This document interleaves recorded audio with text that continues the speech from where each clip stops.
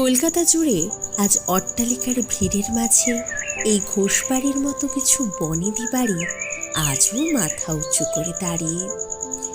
নতুন প্রজন্মের অধিকাংশই আজ বিদেশে প্রতিষ্ঠিত হলেও বাড়ির মাথা হয়ে এই দুই ভাই আজও সকল দায়িত্ব বহন করছেন। তবে বছরের পর বছর ধরে তাদের সঙ্গে পরিবার হয়ে জড়িয়ে আছে এই প্রকৃতি, গাছপালা ও পশু পাখি। তাদের সকলেরই আজ এই একটাই ভিটে।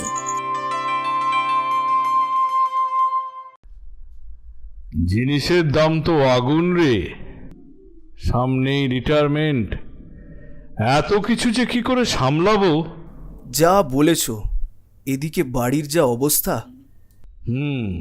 আচ্ছা, মুখার্জি বিল্ডার্সের সঙ্গে একবার কথা বললে কেমন হয়? উনি এমনিতেও তো আগে একবার আমাদের বাড়িটা এসে দেখে গেছেন, তখন তো কিছুই বলিনি ওনাকে। আচ্ছা, তাহলে ডেকেই নি পরের সপ্তাহে।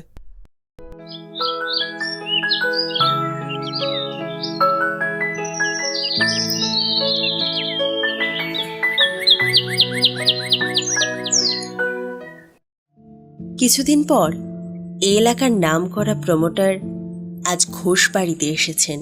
কাগজপত্র সব ঠিক আছে, আপনাদের পেপার সব রেডি করেই এনেছি একেবারে। এই যে এগ্রিমেন্টের পেপার। হ্যাঁ,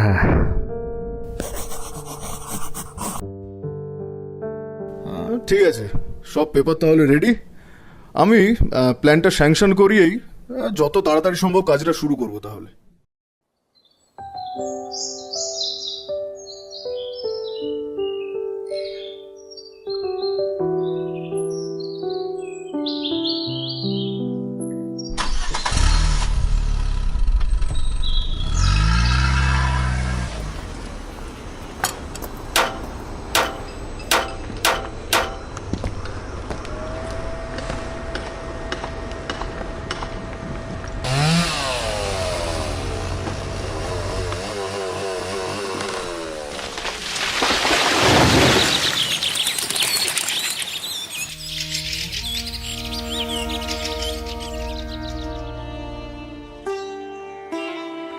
এভাবেই ধ্বংস হয়ে যায় এই প্রাকৃতিক লৌকিক মেলবন্ধনের সংসার।